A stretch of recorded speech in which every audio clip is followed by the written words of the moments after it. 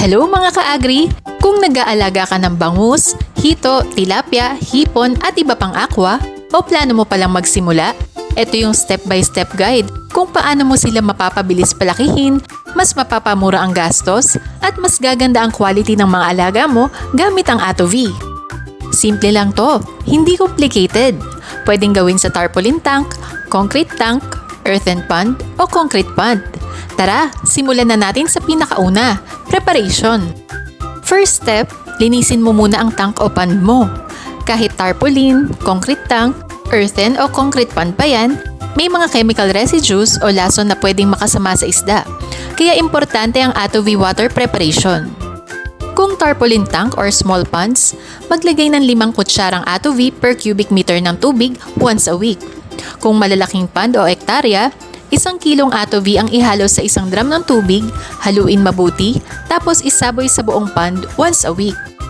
Ang ginagawa ng AtoV dito, ino-neutralize niya yung mga harmful chemical oxides, chlorine, lasa ng semento, pati mga laso na galing sa tarpaulin o lumang tubig. Kaya nagiging mas safe, mas stable at mas fertile ang tubig. Pagkatapos mo lagyan ng AtoV, maglagay ka ng aerator. Ito ang magbibigay ng constant oxygen supply para hindi ma-stress ang isda at hipon. Kung may filter ka rin, kahit simple lang, mas maganda kasi mas malinaw ang tubig, mas mababa ang amoy, mas stable ang quality, mas healthy ang environment, kaya mas mabilis lumaki ang isda. Pagkatapos mo i-prepare ang tubig, pahingahin mo muna yung tank o pond. Usually, after 2 to 3 weeks, mapapansin mo may tumutubong lablab o mas maganda kung parang may sapot ng gagamba sa surface. Ibig sabihin yan, maraming plankton, maraming natural food. At kapag may natural food, ready na yung environment natin para sa fry o fingerlings. Ngayon, pwede ka na maglagay ng bangus, hito, tilapia o hipon fry or fingerlings. Since stable ang tubig at may natural food na, mas mataas ang survival rate, hindi sila stressed at mabilis silang makaka-adjust. Habang lumalaki sila at kumakain na sila ng feeds, dito na papasok yung AtoV sa pagkain. Maghalo ng 1 kutsyarang AtoV sa 4 na litrong tubig, then spray mo yung AtoV water sa feeds bago ipakain. Di kailangan basain ng todo, just enough para kumapit. Ang effect nito, mas maganda ang digestion, mas konti ang waste, mas mabilis ang paglaki, mas tipid sa pakain, at mas firm ang laman ng isda. Kapag tuloy-tuloy ang system na to, makikita mo agad ang difference. Mas mabilis lumaki at bumigat ang bangus, hito, tilapia at hipon, hindi malansa, kaya premium quality ang lasa. Masarap at malinamnam, walang off-taste.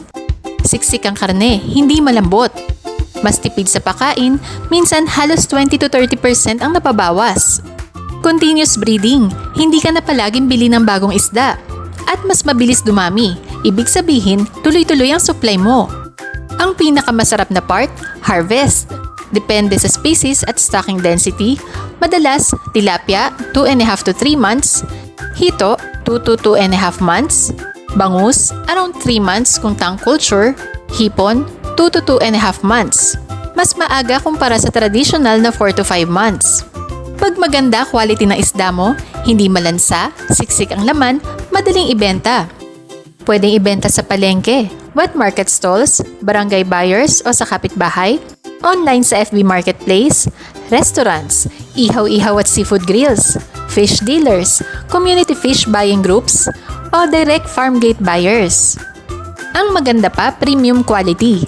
Mas mataas ang benta, mas mabilis ang kita. Mga ka-agri, ganun lang kasimple. From water preparation, aeration, natural food, feeding with AtoV, hanggang harvest. Isang routine lang pero ang laki ng epekto. If gusto mong mapabilis ang paglaki ng bangus, hito, tilapia at hipon, makatipid sa pakain, at makuha yung hindi malansa, malinamnam, at siksikan laman, subukan mo talaga ang AtoV system.